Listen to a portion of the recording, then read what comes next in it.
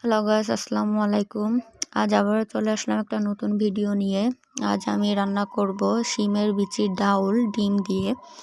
এর জন্য আমি শিমের বিচিগুলো আগে থেকে ভিজিয়ে রাখছিলাম কিছুক্ষণ। এরপর আমি শিমের বিচিগুলোর খোসা ছাড়িয়ে নিয়েছি, দেখতে পাচ্ছেন।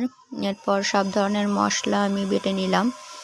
এটা হচ্ছে জিরা বাটা, মশলা বাটা, রসুন বাটা, মরিচ বাটা, পেঁয়াজ বাটা, আদা বাটা, লবণ। আর একটা ডিম নিয়ে নিয়েছি, কিছু আলু নিয়ে নিয়েছি এবং শিমের বিচিগুলোর খোসা ছাড়িয়ে নিয়েছি, দেখতে পাচ্ছেন। এরপর আমি ডিমের ভেতরে লবণ এবং হলুদ অ্যাড করে দিব। এরপর আমি চুলায় কড়াই বসিয়ে দেব এবং কড়াইয়ে পরিমাণ মতো তেল দিয়ে দিব।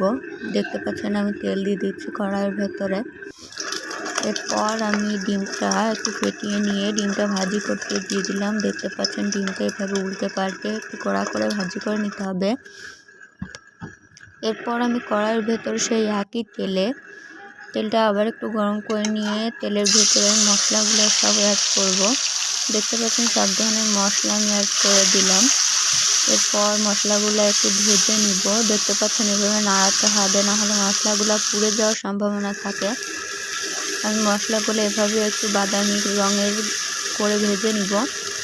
এরপর আমি এর ভেতরে শিমের বিচিগুলো অ্যাড করে দিব। দেখতে পাচ্ছেন আমি শিমের বিচিগুলো দিয়ে দিচ্ছি।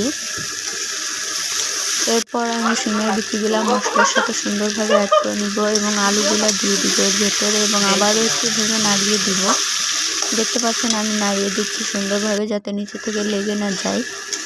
এরপর আমি এইভাবে নাড়াতে থাকবো কিছুক্ষণ, একটু ভোনা করে নিব। এরপর আমি এর ভেতরে পরিমাণ মতো পানি অ্যাড করব। পানিটা নর্মাল পানি হলেই হবে। দেখতে পাচ্ছেন আমি পানিটা অ্যাড করে দিলাম এবং আবারও এভাবে একটু নাড়িয়ে দিতে হবে। সব কিছু আমি একসাথে মিশিয়ে দিলাম।